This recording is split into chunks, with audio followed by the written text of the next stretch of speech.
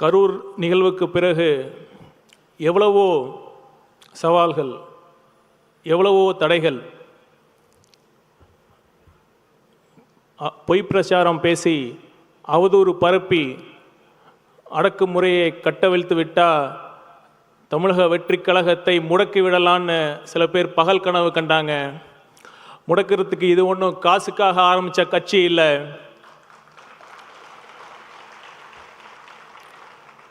தேர்தல் வெற்றியை தாண்டி ஒரு அடிப்படை அரசியல் சமூக மாற்றத்திற்காக மதச்சார்பற்ற சமூக நீதி என்ற உன்னத கொள்கையோடு ஆரம்பிக்கப்பட்ட ஒரு உன்னத இயக்கம்தான் தமிழக வெற்றி கழகம். ஒரு புறம் சிபிஐ விசாரித்துக் கொண்டிருக்கிறது. நிச்சயம் உண்மை வெளியே வரும். இன்னொரு புறம் மறைந்த 41 உயிர்களுக்கு நாம் செய்யும் உண்மையான அஞ்சலி என்று நான் கருதுவது என்னவென்றால், நாம் எந்த நோக்கத்திற்காக இந்த இயக்கத்தை ஆரம்பித்தோமோ, நாம் எந்த லட்சியத்திற்காக தமிழக வெற்றி கழகம் ஆரம்பிக்கப்பட்டதோ அந்த அரசியல் பாதையில்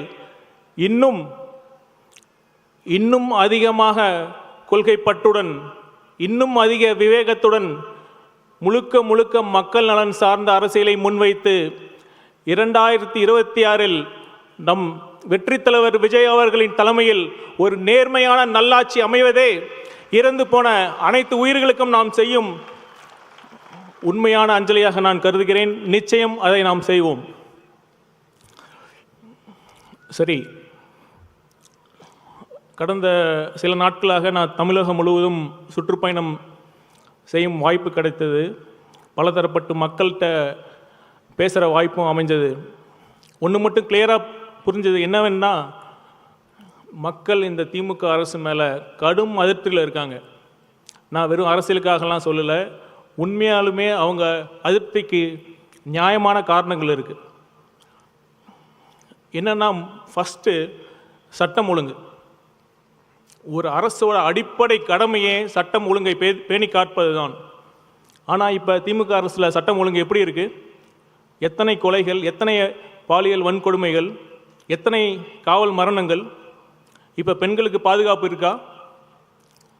இப்போ சமீபத்தில் நடந்த கோவை பாலியல் வன்கொடுமை எடுத்துக்கங்க.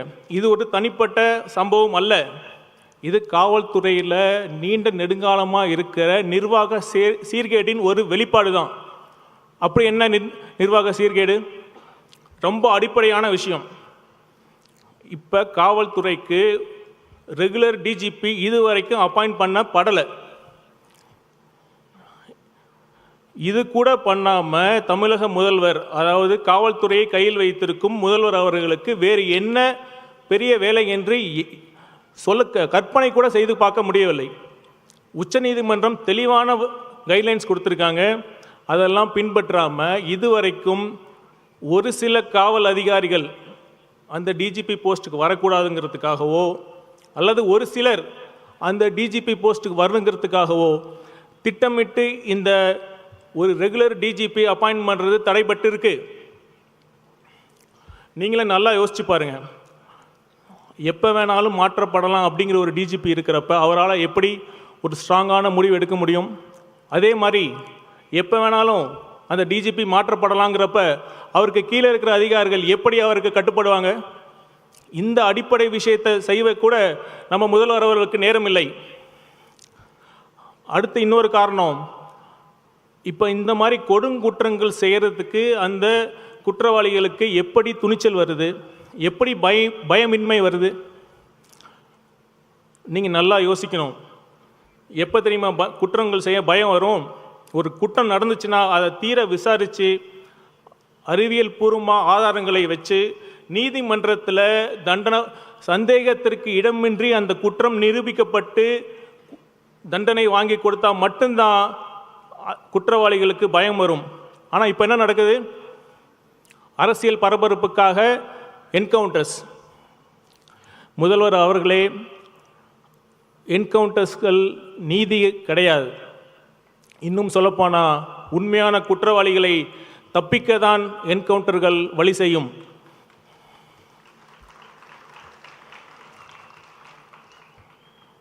அடுத்து காவல்துறையில் இருக்கிற இன்னொரு முக்கிய சீர்கேடு பார்த்தீங்கன்னா காவல்துறையில் இருக்கிற பணிச்சுமை. காவல்துறையில் எனக்கு தெரிந்து அரசு துறையில் காவலர்கள் மாதிரி அதிக பணிச்சுவை, அதிக புவர் சர்வீஸ் கண்டிஷன்ஸ் இருக்கிற வேறு எந்த துறையும் கிடையாது. காவல்துறையில் காலி பணியிடங்கள் மிக மிக அதிகம். அதனால் அவங்களுக்கு லீவும் கிடைக்கிறதில்ல. இப்போ நைட்டு ரோந்து போங்கன்னு சொல்கிறீங்க. போதிய காவலர்கள் இருக்காங்களா? இப்போ children crime against women and children CWCன்னு ஒரு தனி பிரிவு இருக்குது. அதுக்கு போதிய காவலர்கள் போட்டிருக்காங்களா? இந்த மாதிரி எல்லா தனி பிரிவுக்கும் டைவர்ஷன் தான். மற்ற மாவட்டத்திலிருந்து இங்கே காவலர்களை பணியில் மாற்றுறாங்க. இதுதான் ஒட்டுமொத்த இந்த நிர்வாக சீர்கேட்டுக்கு ஒரே குற்றங்கள் நடக்கிறதுக்கான காரணமாக இருக்குது. முதல்வர் அவர்கள் இதெல்லாம் பண்ண நேரம் இல்லாமல் அவருக்கு எதுக்கு தெரியுமா நேரம் இருக்குது? சினிமா பார்த்துட்டு விமர்சனம் சொல்கிறதுக்கு தான் நேரம் இருக்குது. கவலைப்படாதீங்க, 2026 நீங்கள் வீட்டில் உட்காந்து எவ்வளோ படம் வேணாலும் நீங்கள் பார்க்கலாம்.